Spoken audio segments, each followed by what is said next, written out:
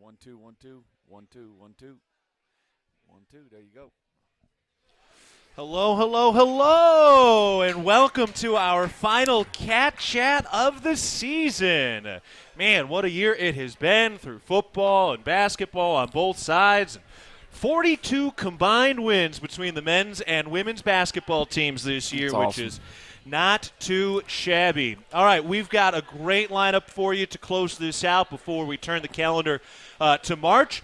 We will be speaking, of course, with head coach Trisha Binford as they have won. The women have won the Big Sky regular season championship. Mara Dykstra will join us. Robert Ford III will join us. And right now we are joined by head coach Danny Sprinkle. Coach, how we doing? How we feeling? Doing great. Just got off the airplane a couple hours ago and got back from Eastern. Had a tremendous win, and our guys just competed. And you talk about representing that Montana State jersey. They did it. Yeah, no doubt. That was a heck of a ball game between Montana State and Eastern Washington last night over in Cheney. Bobcats winning that one 79-74. And we got a lot to get to, but let's just dive right into this ball game to wrap up the regular season. Montana State finishes 22-9. 15-3 in the Big Sky, firmly in that number 2 seed for the tournament coming up. And Coach, we kind of talked about it. The seeds were wrapped up. There technically wasn't anything to play for in this game in terms of the seeding, the standings, and that sort of thing. But we know it's more than that. Y'all hadn't won there since 2011. They're a great team. You're a great team. And I know you kind of talked about it, but there was no question you guys were going in full throttle in this game. Yeah, it's one thing that, our program, I feel like we're built a little different than others. Anytime we put that jersey on, like we're going to compete. We're going to play, and we're going to play to win. It doesn't matter if it's outside, if you play 10 games in a row, like we're going to show up and play. I know there's actually some teams that aren't playing tomorrow night. We would never be that team. Yeah, no doubt. Well, okay, so I know you're going to go in with the full energy, the full complement of guys, no load management here, but did you save a few calls in the playbook a little bit just in case you see them? We did do that. There's obviously some adjustments. If we do run into Eastern again that we'll have to use, and I'm sure they did the same. And so, hopefully we do run into them because that means it'll be in the championship, and hopefully that stuff that we have saved works. So. Yeah, well, and that's kind of the cat-mouse game. I mean, is that something, too, that kind of occurs throughout the season? Like, is that in the back of your mind when you choose to deploy that 1-3-1 defensive zone? Yeah. Or different adjustments you have out of, any of your defenses or offenses, different wrinkles that, that you may need, at the end of a game. I know I definitely think about that. I don't know. I'm sure everybody else does. But, there's definitely stuff that you want to save, depending – if you're up 10 late in the game and, you may even hold stuff out of that game, just so nobody else sees it on tape. Right, yep. Everybody's watching every play, every dribble, every tip. In this ball game, this was a fun one, man. I mean, 3,353 over in Cheney. Both teams were just playing their tails off. Darius Brown had 18 points in this ball game. He went 7 of 9 from the field. He had another 5 rebounds, so he's about 2 rebounds shy of 500 in his career, which is so impressive considering the steals and the points and everything. I mean, his counting stats through 4 years with an injured year last year, with COVID mixed into there. I mean, these things are really, really impressive for Darius Brown. It is, 500 rebounds for a guy that can't dunk, and I hope he's listening because he always thinks he can. But he's just got a knack. Both of our point guards, I think they combined for 17 rebounds last night. And so, he's a stat stuffer. He shoots. He always takes good shots, and that's why he shoots a high percentage. He hit that gigantic 3 last night when they had cut the lead to 3 and kind of closed the door. Yeah, this was an incredible game. Montana State opens up what was a 17-point lead, but Eastern Washington, one of the best offensive teams in the conference, they came roaring back, and once again, y'all never backed down, even when that place was getting rocking, even when the student section was as locked in as they were. The student section there did some research. They had their rosters out. Yeah, I'll tell you what, they give credit to their fans. Like that was one of the loudest environments that we played in. Even our guys, they said it was louder than Montana, it was louder than Grand Canyon. And, it made it was an awesome college basketball game and environment. You mentioned Robert Ford. We're going to talk to him today. He had 12 points, 10 rebounds in this ball game, 6 of 7 from the free throw line. Those free throws mostly coming late to finish this game off. 4 offensive rebounds from Robert Ford. Tell us a little bit about just his journey, his growth over the course of the year. Yeah, he's just gotten better and better. Obviously, getting back into game shape. He took 8 months off, and then he hurt his hip. So he even missed another 6 weeks at the beginning of fall camp. And so, I knew it would take a little bit, to get that rust off. And, he's been playing his best basketball the last couple of weeks, and I expect him to be tremendous in the tournament. He changes the game, and he changes our team with his energy and his toughness. The way he can rebound and, just some of the loose balls he comes up with, like nobody else comes up with those. And so, they're game-changing plays. Well, some of the questions on the outside of the program going into this year were about your guard play. You had lost so much in that regard. You're the reigning champs. You bring back, the reigning MVP, but you got to have good guard play. And Darius Brown and Robert Ford come over here, and they totally solidify that. Bring us inside a little bit and just how you envisioned them growing together. You go out, you bring these two great, terrific young men into the program. How did you see the way they were going to fit into your program and compared to how they actually are right now? Yeah, I knew they'd both fit because they're both competitive and they're tough. And if you don't have that, you won't make it with me. I tell guys all the time, you're going to be miserable if you're not. So I knew they already had that in them, and they'd produced at a high level at the Division I level, and so they were experienced, which I liked, and I knew I was going to be able to play them together. I know they were probably both worried about that a little bit in the recruiting process. But I told them there's going to be times that I have to play you two together because I think the game's changing, and when you have 2 point guards on the floor that are making good decisions and that are tough and can defend, it's just really hard to guard. No doubt. All right, we got to take a break, but when we get back, we'll be rejoined again by head coach Danny Sprinkle, and we'll start diving into March. Tournament time is here. The men will tip off at 8 p.m. on Sunday. We'll be on the air for that one at 7:30 p.m. from Boise for the quarterfinals of the Big Sky Tournament. We're taking a break from Montana's Ribbon Chop House. This is Cat Chat, presented by Learfield.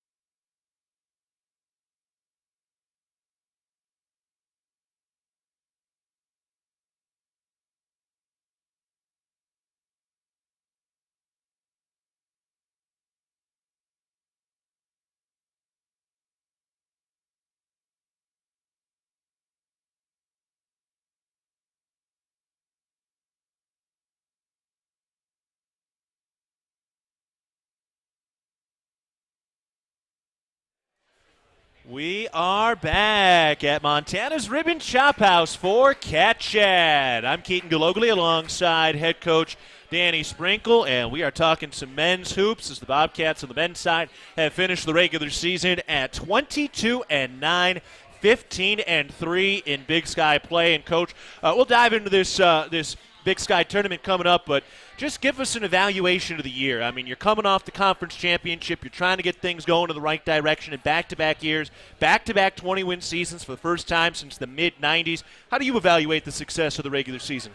Yeah, I think, tremendously successful. Probably over what I expected. I knew how good our league was this year. Yeah. And not just our league, the non-conference schedule that we had to put together. I had to throw a lot of it together late in the summer. And that's where we came up with Arizona and going to Montreal and Oregon, and at Long Beach, at Southern Utah, two of the teams that, Southern Utah is one of the top teams in the WAC, and Long Beach State's one of the top teams. And we had to do all that on the road. And so for us to go win those games, I knew early on we had a chance. I kept seeing Raekwon's development. We already know what Jabril is. Great, just kept getting in better shape. And then I knew as soon as Darius and Robert kept getting in better shape and knocking off some of that rust, that we'd have a chance, But obviously it always comes down to the players taking ownership of the program and, what do they want to do? Their leadership, and, that's where it's all built inside that locker room, and you got to give the guys all the credit. No doubt. All right, well, let's look at this tournament here. So Montana State on the men's side will tip at 8 p.m. Sunday, March 5th. If they win that game, it is Tuesday for the semifinals. That's March 7th, 9 p.m., and the championship game is Wednesday, March 8th at 9:30 p.m. So late tips. Does that affect you at all? I mean, when you're tipping at 8, 9, and 9:30 potentially? No, I mean, it does me because I want to be asleep. But these players, they're up till the middle of the night anyways, so they're so excited for the tournament. It doesn't matter. Once you get your adrenaline going, you get to the arena. It doesn't matter if it's a 10 a.m. tip or a 8, 9 p.m. tip. And a new format this year, with Southern Utah now not a part of the league. So you are into the quarterfinals, but then you potentially get the day off on Monday for the semifinals on Tuesday. Yep. So the 1 and 2 seeds play the first half of the quarterfinals on Sunday, and then the 4 through 6 seeds, or the 3 through 6 seeds, play the second half of the quarterfinals on the Monday. How do you like this format? Yeah, I mean, I'll let you know on Wednesday night if I like it or not. But it's I think it's good. You try to protect the teams that did well in the regular season, and hopefully it does. It is scary playing a team that had already played the day before, and they're used to the gym and they got some momentum obviously because they won. But you have to play somebody and you got to win 3 games regardless. And so once you get past that first game, I think it'll be good. Hopefully we get past that one, and then. Then you watch everybody else kind of beat up on each other and then play in the semis.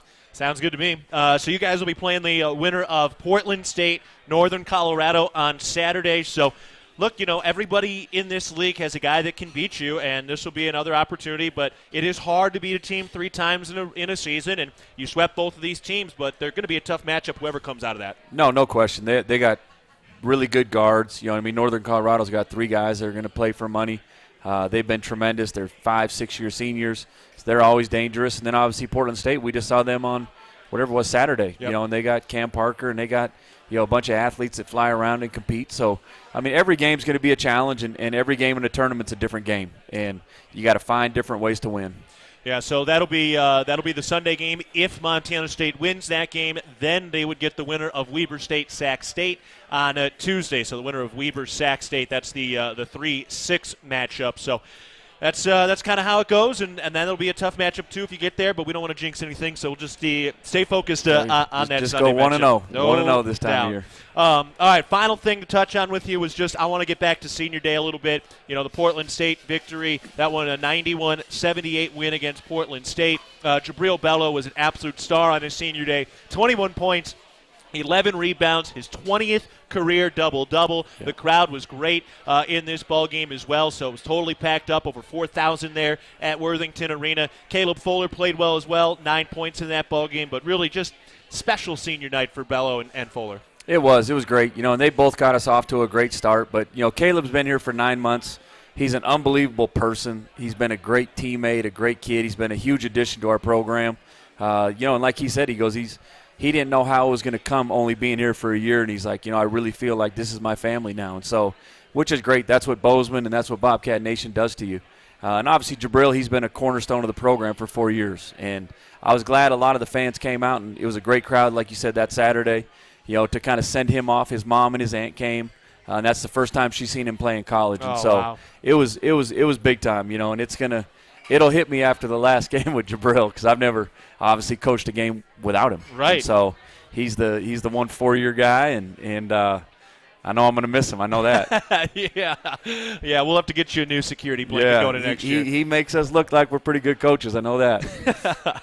Awesome. All right, Coach. Well, this is it, man. This is our final Cat Chat. We're going to talk to Robert Ford III coming up here in just a moment. But thank you for all the weeks and all the input and all the insight. And I know Bobcat Country really appreciates it as well because, when fans can get the insight and your perspective and the backstory, that's where you really can kind of connect with the team. So on behalf of Bobcat Country, thank you for everything this year. No, thank you guys. And I know a lot of the loyal people that come here every week. Appreciate you guys. And hopefully we see you in Boise. And hopefully we can, if we win it, we're going to do another one here. Or at least we're going to come eat here. I know that. Sounds good to me. Yep. All right, Montana State is tipping off on the men's side at 8 p.m. on Sunday, March 5th against either Portland State or Northern Colorado. All right, Coach, Danny Sprinkle for the final time, and we'll talk with Robert Ford coming up after this timeout. We're at Montana's Ribbon Chop House, and you're listening to Cat Chat presented by Learfield.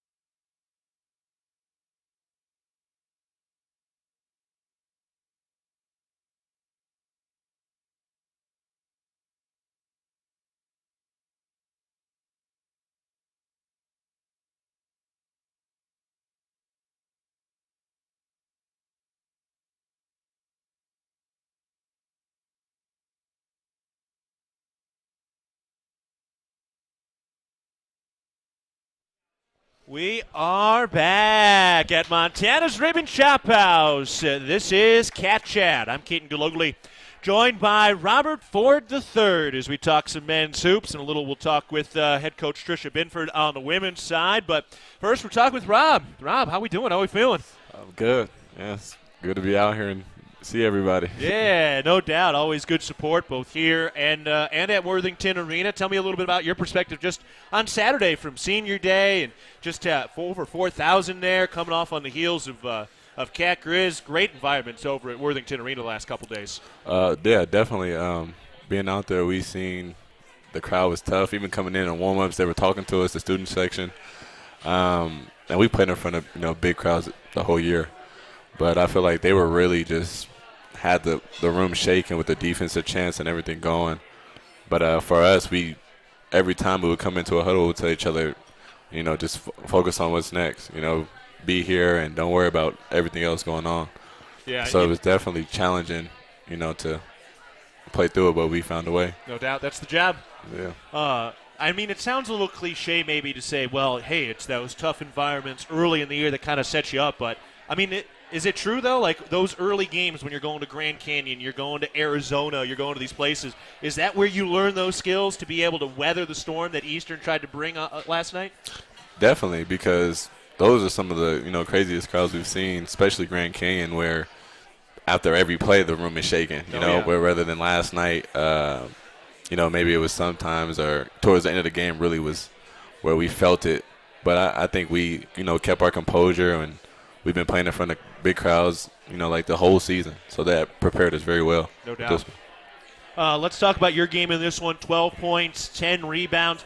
How'd you feel going into this ballgame? And this was statistically one of your best games of the year. Just coming in, like, as a team, we said, we're going to keep it business. This is a, business game, and it matters to us.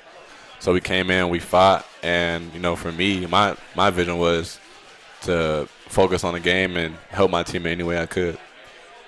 10 rebounds, man. 4 offensive rebounds, including one that was really kind of the clinching rebound at the end of this game. You got to go and knock down your free throws to go ice this thing. But, you're rebounding these balls over much, much bigger dudes. Tell me about how you develop your ability to rebound the basketball even when you don't have a size advantage.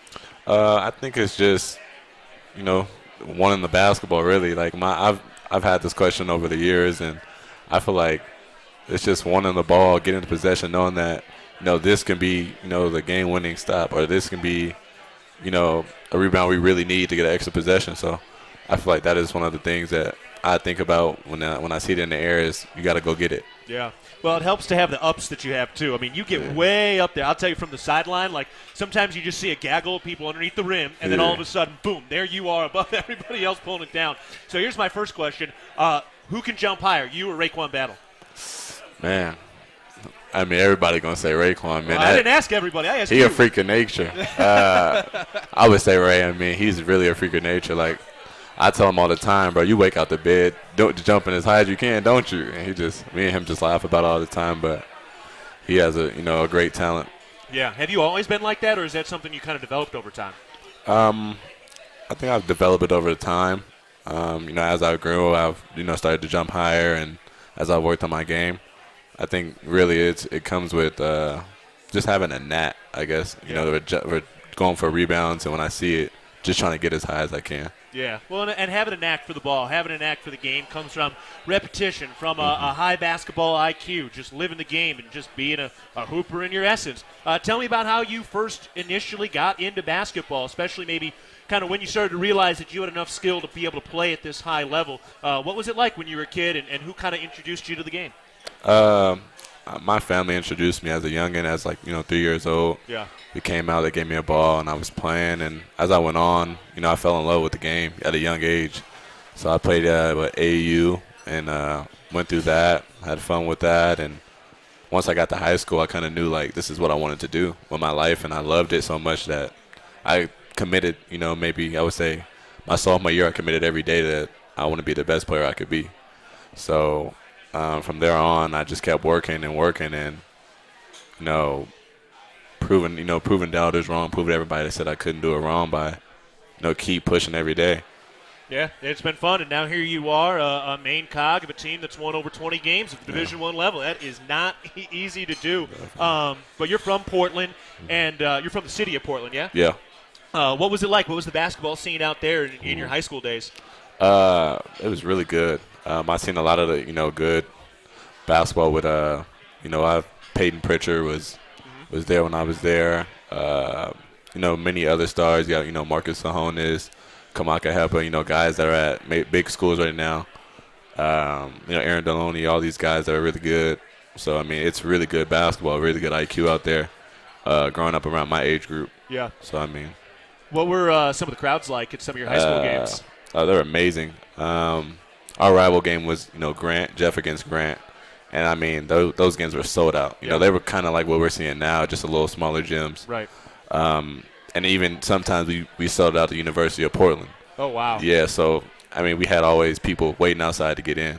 Yeah. So, I would say those moments prepare me for moments like now, too. Yeah, absolutely. And, hey, you're already out in a packed, sold-out D1 gym. You know what you're going to be looking for when you get here. Yes, sir. All right, we're talking to Robert Ford III. We're coming up to the end of our time, but I do just want to talk a little bit about your collegiate journey. So you still have one more year of eligibility, but you're a fifth-year junior. So 2 years of community college, 2 years at Idaho State, and now you're going to be able to get 2 years over here in Bozeman. Tell us about transferring from Idaho State. Kind of transferring inside the Big Sky. Is that like a little different, a little bit weird, kind of staying in conference? Yes, I will say it's a little different, especially, playing against those guys, and then, of course, going back there was different and feeling the love they still have for me and all my, friends I got to see while I was there. So I would say it's definitely something that once I seen, I didn't think it was going to be that different, but once I got there, I was like, wow, I really transferred, really but sunk in. Yeah, it really soaked in, and it was fun. Being able to play against those guys and compete. Yeah. So tell us about the transfer, though. Why Montana State? What were the conversations like with Coach Sprinkle? What brought you here to Bozeman? I would say just the bond we had built. Even when they recruited me at JUCO, they had their whole staff there at games, and it was really good. It was unfortunate it didn't happen the first time, but the second time around, they were one of the first teams to call me and get me on the line, and I was like, yeah, I want to take a visit. And on my visit, once I got here, I was like, it feels like home. Everything was genuine, and everyone that I seen and met, I wanted to be around. Yeah. But now you weren't the only point guard that came as well. Darius Brown comes over also, and you two have been playing a ton together. You played 23 minutes in this game. Darius played 32. You're on the floor both together in crunch time, and we all know that it's not about who starts. It's who's on the floor in those last 5 minutes, and we've seen you guys both out there together. Did that impact your decision at all? What was the conversation like with Danny, knowing that they were also bringing in another point guard from another high-level program? No, I didn't. It didn't impact my decision. We talked about it, and he told me how he wanted to play us, and I thought it would be a great way for both of us to be able to coexist and be able to help the team win. So I think coming in, I knew what was going to happen. I knew that how things were going to play out. It was just being able to come in and figuring out how we were going to work with each other. And I feel like we've done a great job of doing that so far. Yeah, I'd say so too. You guys both over 10 points in this last game, a combined 15 rebounds in the win against Eastern Washington. But before we let you go, I do want to talk a little bit more just about your defense. It looked like in the middle of the year, you just found a whole nother gear. You were just on another level, kind of right as we got into Big Sky play. Is that how it felt from your perspective? A little bit. I was dealing with injuries early on, and still a little bit, am. And so I felt like once, the middle of the season hit, I couldn't even remember exactly what game it was, but once we were playing, I could feel like me starting to get a little bit, more and more every game. Yeah. And until it, that middle of the season, it clicked where now I feel like I'm me a little bit more. Yeah. And I'm like Spring said, I'm knocking off the rust. Yeah. So it took a while, but I'm starting to finally feel a little bit like myself. Yeah, well, it has been fun watching you play as your best self, and looking forward to this Big Sky tournament and looking forward to watching you next year as well. It's going to be a lot of fun, man. Yes, sir. All right, Robert Ford, appreciate the time. We're going to take a break. We're at Montana's Ribbon Chop House. You're listening to Cat Chat, presented by Learfield.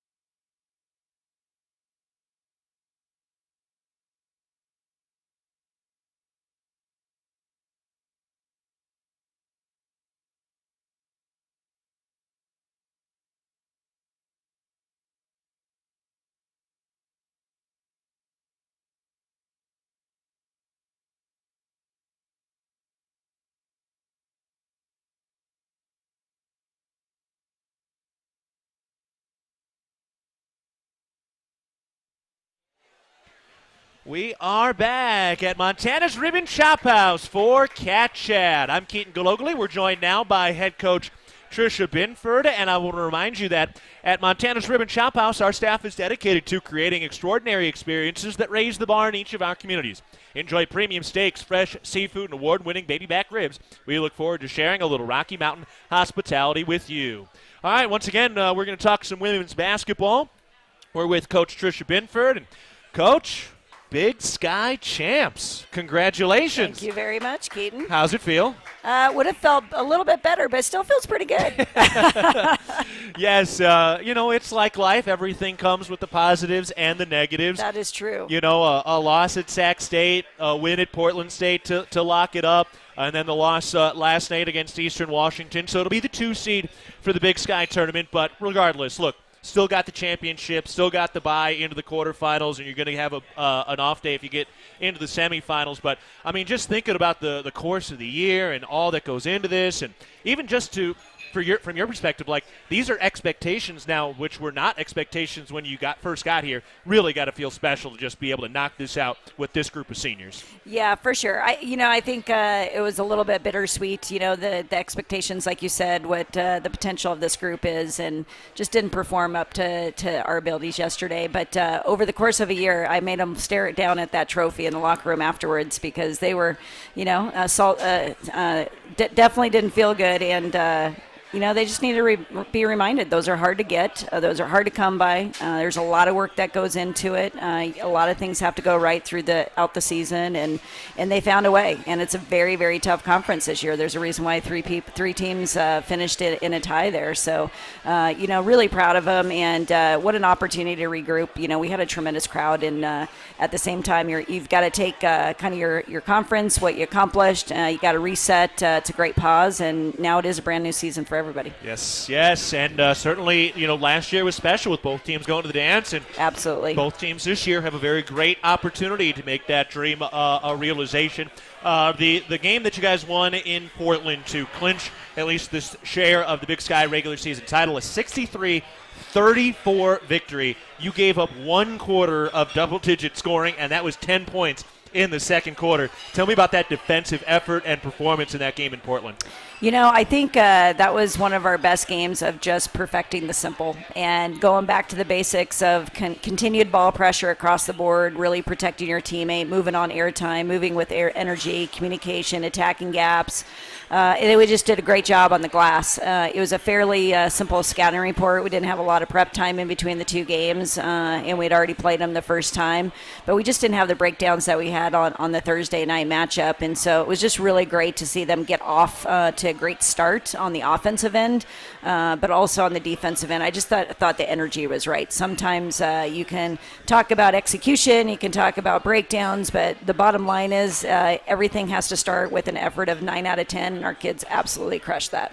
Now, you've had a lot of really milestone moments throughout the year.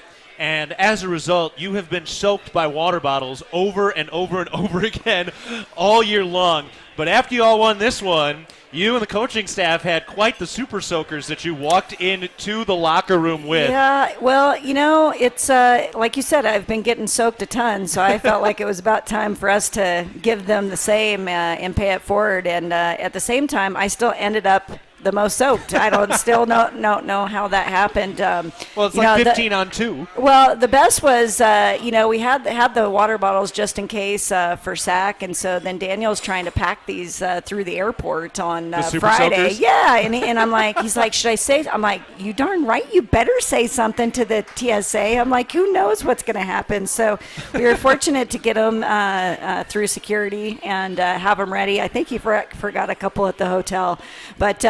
It's one of those things. You're going to have a lot of highs, you're going to have lows, you're going to have victories, you're going to have defeats, but your journey's just as important as your destination. And we have a lot of fun with this group, and that was certainly a great way to complement the game that they had and be able to clinch them. Yeah. So when did you go out and buy them? Like, did you steal them from somebody?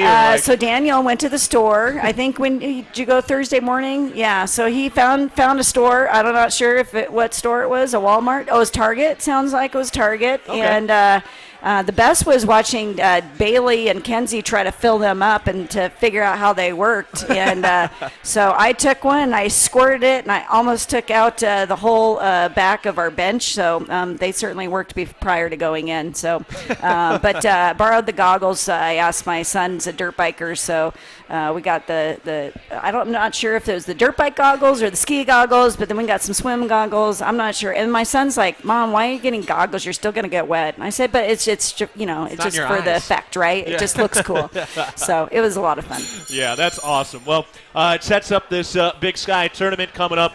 You all will tip at 2:30 p.m. Daniel Sally will have the call starting at 2:15 on Sunday, March 5th. And this is going to be It's going to be fun. So you guys are going to play the winner of Portland State or Idaho State. As you look at those potential matchups, what are some of the things that come to mind about playing potentially the Vikings or the Bengals? Well, two very different teams. Portland State's going to play all zone, and Idaho State's going to play all man.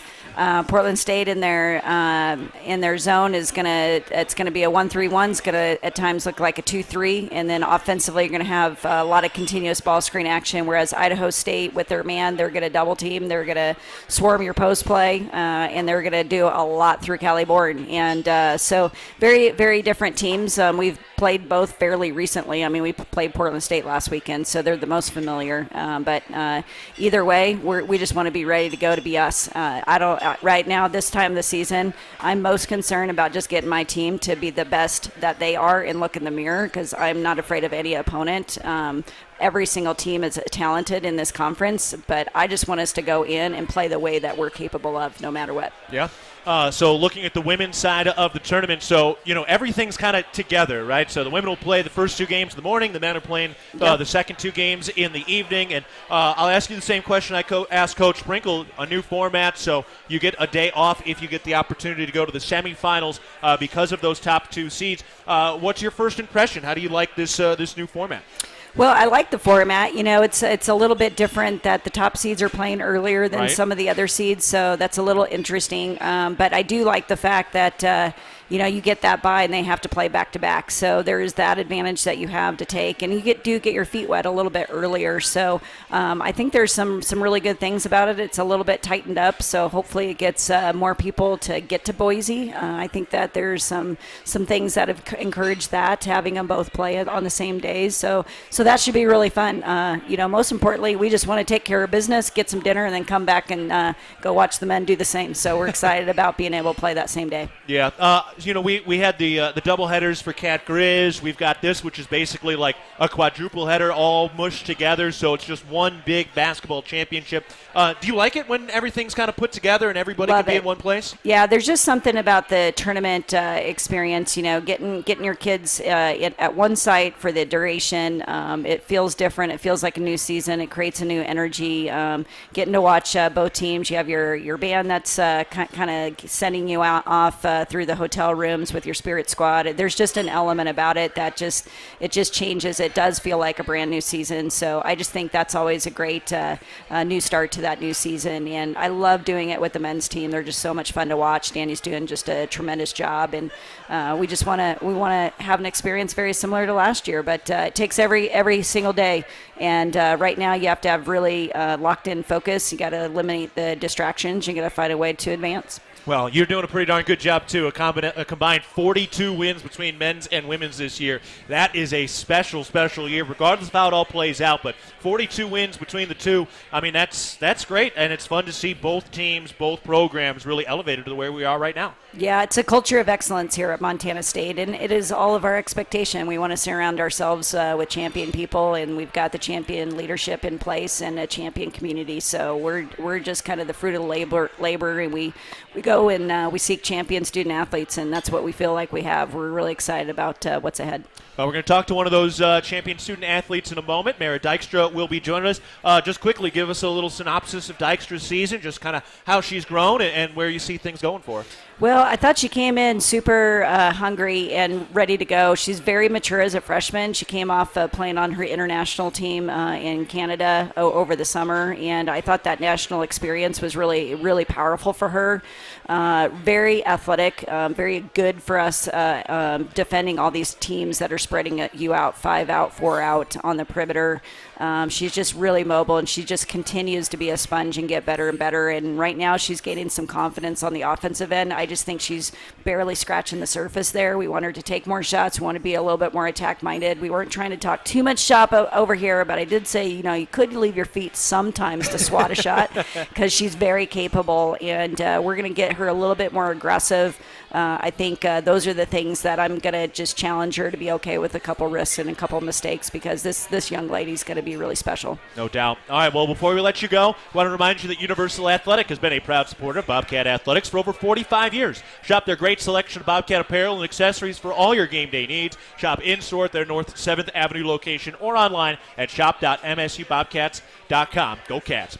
All right, Coach, this is it. This was our last conversation of the year. Thank you for all the insight and the input and telling the stories of your year and your student-athletes. Thanks a lot, Keaton. I appreciate it. All right, Mary Dykstra is coming up next. That was head coach Trisha Binford, your head coach of your Big Sky Champion women's basketball program. We're taking a break from Montana's Ribbon Chop House. You're listening to Cat Chat, presented by Learfield.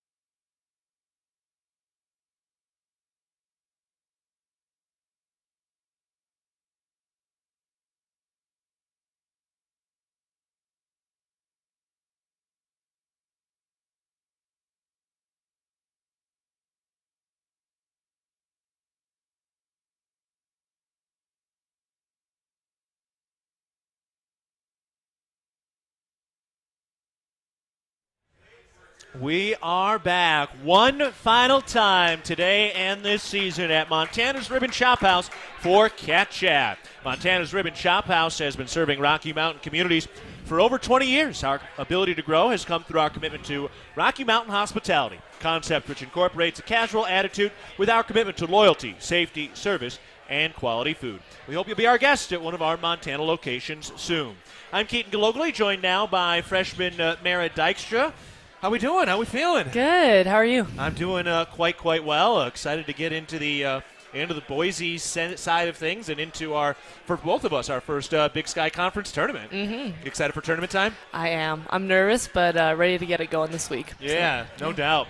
All right, well, let's get into your story a little bit. Mara, you are a freshman down from Vancouver. First of all, tell us how you got to Montana State. Give us a little insight into your recruiting and why Montana State was the place you chose to continue your athletic career. So the pandemic really stopped kind of all basketball in Canada, so we were put on a little bit of a pause. And I was fortunate enough to go play in Chicago in a tournament, and our assistant coach, Sonny Smallwood, saw me play there, and I kind of followed up, sent her an email, and we had some contact and had a call with Coach Bin, and came here for a visit and just loved it, loved the community, loved Bozeman, and loved Bobcat Nation, so felt like it was a place for me to go. Yeah, well, give us a little more insight into how COVID kind of slowed things down for you. I mean, because in Canada it was different. You guys were way more shut down than we were, and that really made it hard for a lot of players across the entire country to get their work in. So, first of all, what was the timeline? When did it hit, and how, like, what portion of your career in high school was basketball shut down for you? So I was a sophomore, just finished my 10th grade year, and we came off a really good season. And then a week after we played our final game, we got shut down, and it was pretty strict, quarantining and staying in our houses for a couple months, and we didn't play an organized 5-on-5 basketball game for almost 18 months. Oof, that is a lot. Yeah. What was it like when you first got back on the court? Like, what part of your game did you feel like kind of atrophied? Well, I'd grown a lot over the pandemic, yeah. like physically, and matured a lot. So that was something that was a big change for me. And I kind of moved from playing out on the perimeter to kind of a forward. So that was a big difference for me, and kind of tuning up on those skills and working on my outside shot. And so, yeah, that was something that really changed over the pandemic for me. Yeah, and beyond just the position change, like, was it kind of weird? You're like, wow, where did all these limbs come from? Absolutely, yeah. I ended up growing, I think, 3 inches over the whole pandemic, and it was kind of I was kind of late with my growing, and so when I came back, it was like, oh my goodness, I have this length now, and this added athleticism. Maybe I can use this to my advantage and get better. So did that change, like, maybe some of your college prospects? Like, because if you were coming off your sophomore year when the pandemic hit, were you getting much D1 attention at that point, your freshman, sophomore year? Not at all. I wasn't even looking in the States, to be honest, and I was kind of looking to play university in Canada. That was kind of my dream growing up, and then during the pandemic, basketball was kind of taken away, and that's how much I realized, like, man, I really love this, and that's something I want to continue. So I thought, why not shoot higher for somewhere where it's really going to get me better. So, as you kind of got going, I mean, now at this point, a couple of years out-ish, depending on how we look at it, but where do you feel like? Do you still feel like you're shaking off a little bit of rust, like you're kind of yourself, or maybe, where do you feel like you are in that? I feel like all the rust is shaken off, and now it's just kind of growing in and developing. I feel like I still have a lot of room to grow, and I'm happy I've come here because I feel like I've grown so much since I've got here and since the summer, and our players have helped me develop a lot and pushed me to be better, and our coaches as well, getting me better every day. So yeah. We're talking with Mara Dykstra of Vancouver. Now, you had an opportunity to play for your national team, to put on that Canadian jersey, playing for the U18 team. What was that like, putting on that red jersey? It was a dream come true, really. Something I'd been dreaming of since I was super little. So, like, a dream that my dad had always instilled in me, because he got super close and kind of was cut in the final round of his tryout at one point, in the same age group, actually. So that was something that I really wanted to do and pursue, and when I made the team, it was just a sense of relief and joy and excitement, and so happy to represent my country on a world stage. What was your dad's reaction when he found out? I FaceTimed him, and there were definitely some tears flowing for me. Yeah, he was super happy for me, and he's not a crier, so yeah, emotional moment for both of us. Nice. So was he the one who kind of introduced you to basketball and got you into this? Mm-hmm. He coached varsity men's, and so I was kind of always that little daughter in the gym, kind of throwing a ball around, and eventually I found a passion for it, and I just really wanted to pursue it. Yeah. Was it rare? I mean, you're in Canada, so it is a little bit different, but there's a lot of great Canadian players that have come over here. So what was it like when you were getting into it? Were some of your friends like, why are you playing that weird sport? Women's side was definitely developing. Our men's side in Vancouver's grown a lot since I've been growing up, but the women's side, we didn't really have a women's club program for me to play in, or just like a youth girls program, so I was playing with boys kind of up until 6th grade.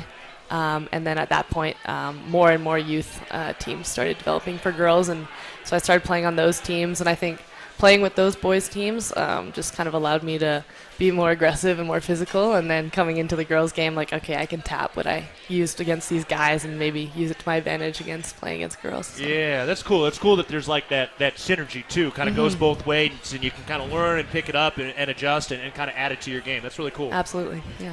All right, I want to ask you about some of your teammates as well. You know, you're a freshman. This was just senior day. Where the program is right now is in a special place, and part of the reason it is because of those seniors, and they kind of set the tempo. So just tell me a little bit about the culture that group has been able to instill within this program.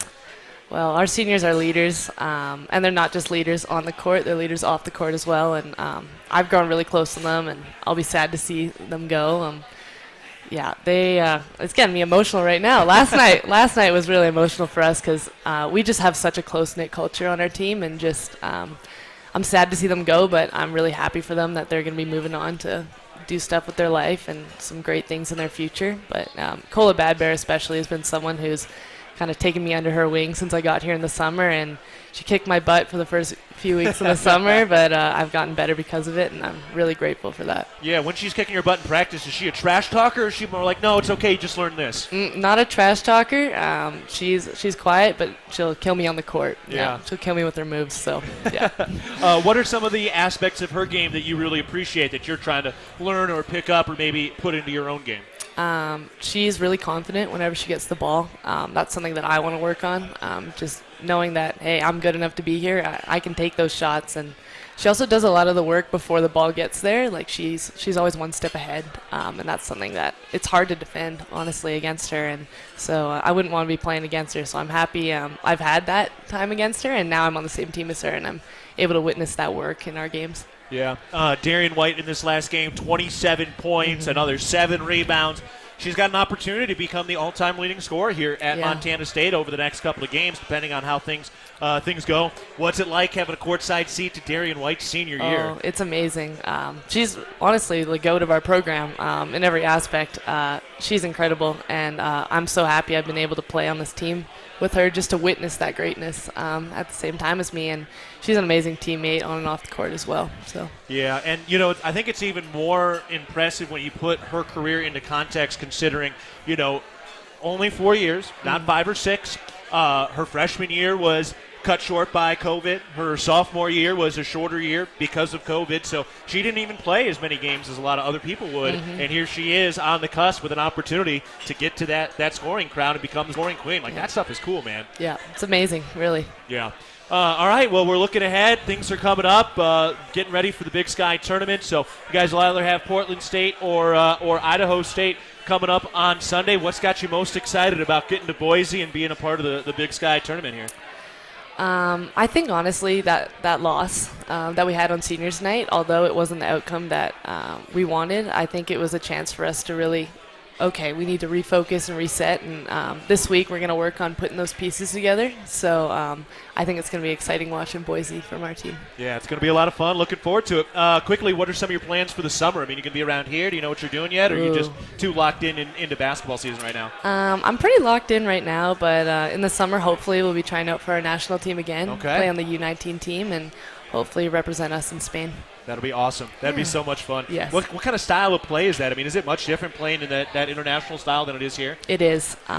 We're more of a 4-out and 1-in, and here we kind of run with more of a 2-post set. So I'd be playing more of like a slash forward, where here is a little bit more, 2-post dominated game, I would say. Yeah. That's the main difference for me, but from the point guard and wing perspective, it's pretty much the same. Awesome. Well, it's been great catching up, getting to know you a little bit, and looking forward to seeing quite a few more games, and then we've got another 3 years with you. Awesome. Thank you for having me. Absolutely. Mara Dykstra joining us today. Appreciate that. All right, that is it. This is wrapping up our final Cat Chat of the season. And just want to say thank you to head coach Danny Sprinkle for all his insight. Thank you, Trisha Binford. Thank you to all the players who have come through, specifically Robert Ford and Mara Dykstra tonight. Thank you to Roger Wexelberg, our general manager as well, and everybody at Montana's Rib and Chop House. For Will Gordon back in the studios, this is Keaton Gillogly saying so long, and this has been Cat Chat presented by Learfield.